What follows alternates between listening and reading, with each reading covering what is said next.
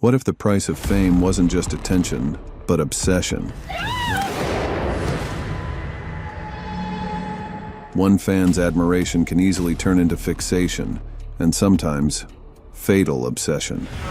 Really strong, grab on the trigger. This?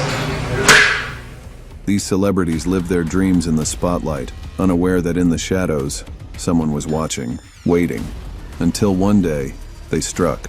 21-year-old actress Rebecca Schaefer was shot to death this morning. Call 911, somebody! Call 911! This is famous people who were killed by their stalkers.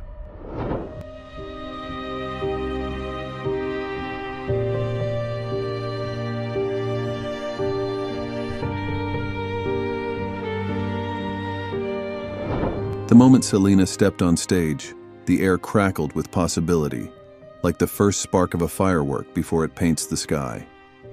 Selena Quintanilla Perez didn't just sing songs, she bottled pure joy. From backyard family gigs with Selena y Los Dinos to becoming Tejano music's brightest star, she blazed through barriers with a megawatt smile and rhinestone grit. How you doing, Houston Texans? Como la Flor bloomed into an anthem. Beady Beady Bom Bom became a cultural phenomenon. She transformed Spanglish into magic and made an entire generation feel seen. At just 23, she'd claimed a Grammy, launched a fashion line, and stood ready to conquer the English language market with Dreaming of You.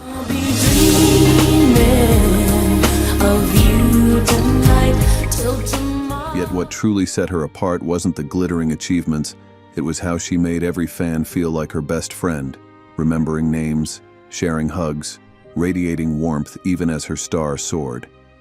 Then, March 31st, 1995, Corpus Christi. A routine meeting about finances turned deadly when Yolanda Saldivar, her trusted friend and business manager, pulled a gun. A single bullet struck Selena's shoulder, severing an artery.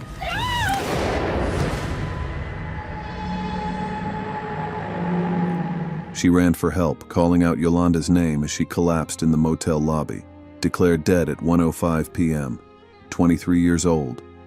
The world reeled. I want to kill myself! It's not going to solve anything, Yolanda. It's not going to solve anything, and you're going to hurt your family. You don't want to do that. I want to kill myself! No, that's not an answer. Fans by the thousands gathered in vigil. Radio stations played her music non-stop. Her murder wasn't just a tragedy, it was the snuffing out of a supernova mid-arc. Yet Selena's light endures. Her posthumous English album exploded to #1, proving her crossover appeal. Today, her image graces murals, museums, and millions of memories. Every Latin artist who now commands global stages stands on the foundation she built. She was meant to be the Queen of Tejano. Instead, she became its immortal legend.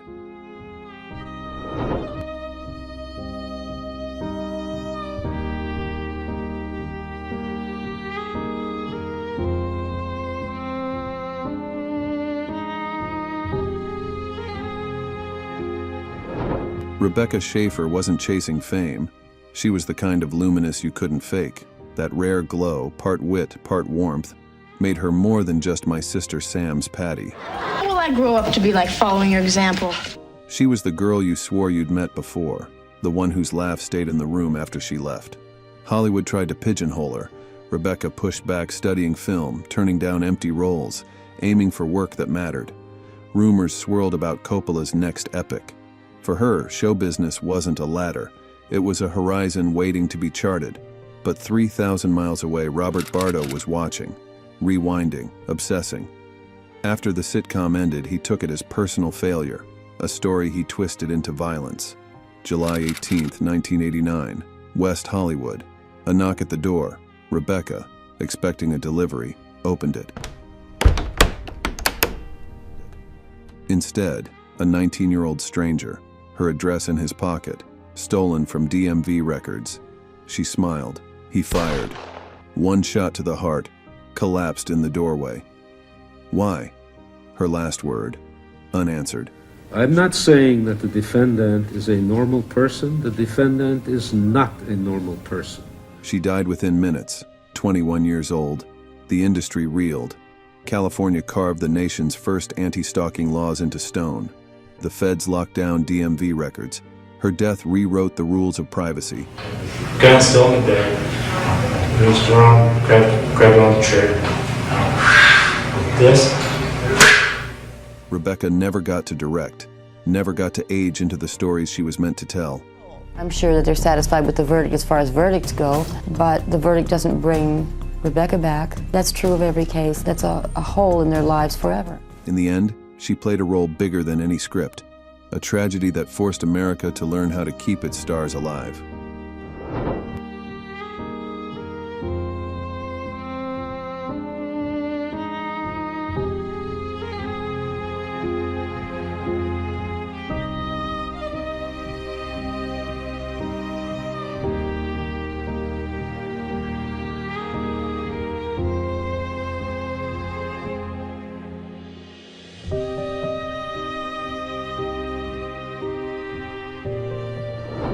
The first rule of metal: there are no rules unless you were Dimebag Darrell, who wrote them all in lightning and liquor. Born Darrell Lance Abbott, he was a force of nature in snakeskin boots, bending steel strings into submission with a grin. Alongside brother Vinnie Paul, he forged Pantera, a tectonic shift in heavy music where Cowboys from Hell became a battle cry, and vulgar display of power rewrote the genre's DNA.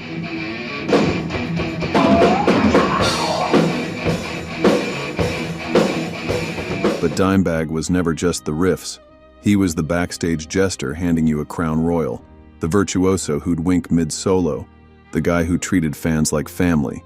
After Pantera, Damage Plan kept the fire burning, because the music wasn't finished talking. Then came December 8, 2004. A Columbus Club, a room vibrating with anticipation. 3 songs deep, chaos climbed on stage. Nathan Gale, a disturbed ex-Marine with a .44 and delusions, opened fire. 5 bullets at 0 range. Dime fell where he stood, in front of his brother, in front of the crowd, in front of everything he loved. Call 911, somebody! Call 911! 38 years young.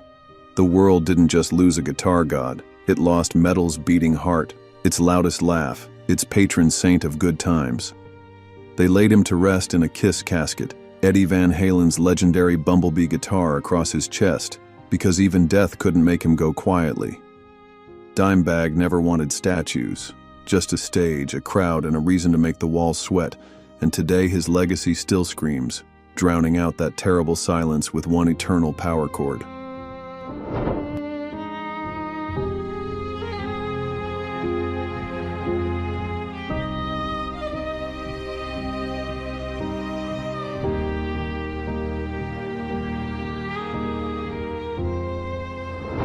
He asked the world to imagine peace, and in the end he was met with a gun.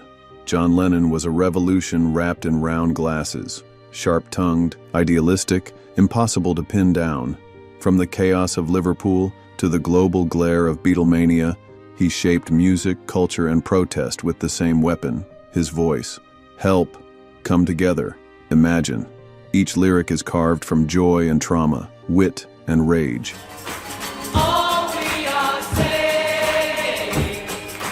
He left the Beatles, but not the spotlight. With Yoko by his side, he staged bed-ins, signed deportation papers with defiance, raised his son Sean, and wrote songs about pain, peace, and the hope that art could change the world. Woman, I can hardly express. Then came December 8th, 1980, New York City, the Dakota. Earlier that day, he signed a record for a fan, Mark David Chapman. That night, Lennon returned home with Yoko. 5 shots rang out. 4 struck him in the back and shoulder. He collapsed in the archway and was rushed to Roosevelt Hospital, where he was pronounced dead. He was 40. Mr. Chapman came up behind him and called to him, Mr. Lennon, as he arrived at that doorway. The man who gave the world a soundtrack for change was silenced by the very fame he used to build it. But John never really vanished. He He lives in candlelit vigils, in murals, in marches, in every whispered chorus of Imagine. He wanted peace, and he gave us the words to believe in it, even now.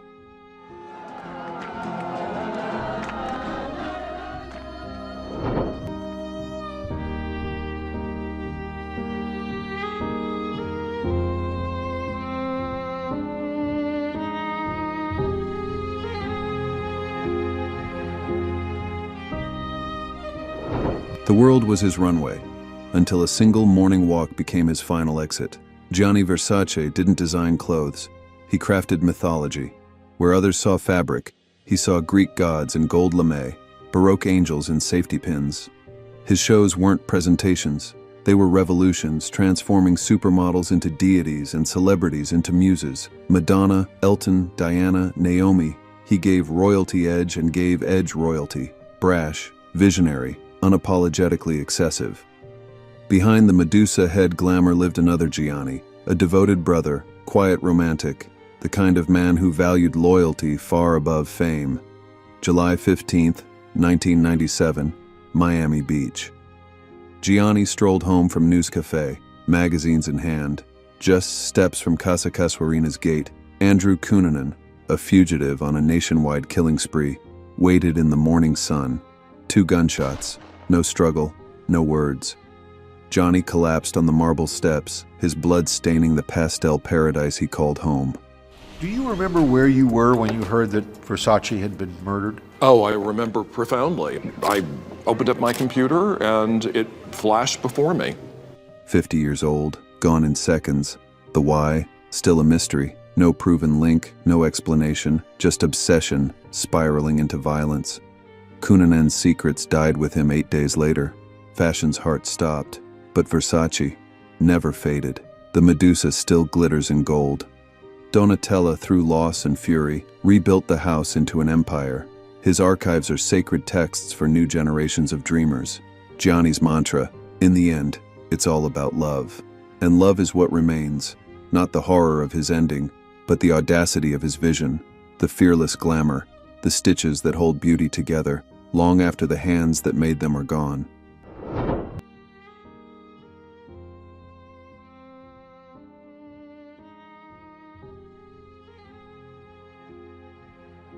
Fame brought them millions of fans, but it also drew in the ones who couldn't let go. Which of these tragic stories struck you the hardest? Or do you know of another celebrity stalker case that still haunts you? It's a chilling reminder that sometimes the greatest danger isn't fame itself, but the people it attracts. If you want more stories that peel back the dark side of celebrity life, hit like, drop your thoughts in the comments, and subscribe. Stay curious and compassionate, and we will see you in the next video.